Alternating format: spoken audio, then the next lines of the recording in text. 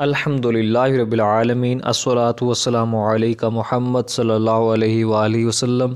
درس مقصود دنیا والآخرہ، class number 24۔ مصنف پیر طریقت رہبر شریعت حضرت علامہ و مولانا پروفیسر ڈاکٹر محمد مقصود الہی نقشبندی دامت برکاتہم العالیہ۔ چھینک اور جمائی کے آداب۔ چھینک اللہ تعالیٰ کو پسند ہے اور جمائی ناپسند ہے۔ جمائی کو کوشش کر کے روکا جائے کیونکہ جمائی شیطان کی طرف سے ہے۔ بخاری شریف۔ چھینکتے ہوئے الحمدللہ کہے، الحمدللہ رب العالمین یا الحمدللہ علی کل حال، یعنی ہر حال میں تمام تعریفیں اللہ کے لیے۔ اور سننے والے کو یرحمک اللہ، یعنی اللہ تعالیٰ تجھ پر رحم فرمائے، کہنا واجب ہے۔ بخاری شریف۔ چھینکنے والا چھینک سننے والے کے جواب میں، یعنی پہلے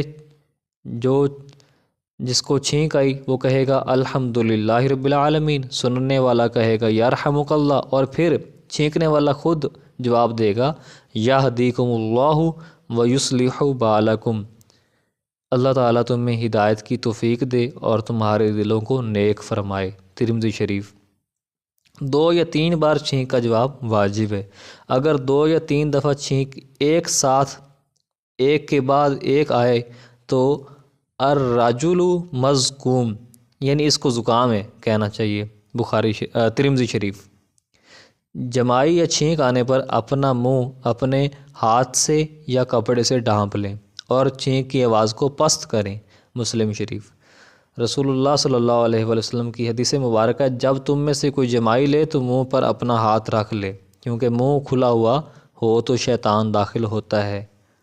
مسلم شریف۔ اگر جمائی روکنا ممکن نہ رہے تو منہ پر بائیں ہاتھ رکھ کر اور بائیں ہاتھ کی پشت رکھ لے اور دانتوں سے نیچے والے ہونٹ کو پکڑ لے تاکہ منہ کھلا نہ رہے، کیونکہ منہ کھلا ہو تو شیطان داخل ہوتا ہے۔ اور جیسے بیان کیا گیا کہ چھینک کی آواز پست کریں، یہی ادب ہے۔ اور الدین کلہ للادب، یہ عربی کا مقولہ ہے کہ دین سارے کا سارا ادب ہے۔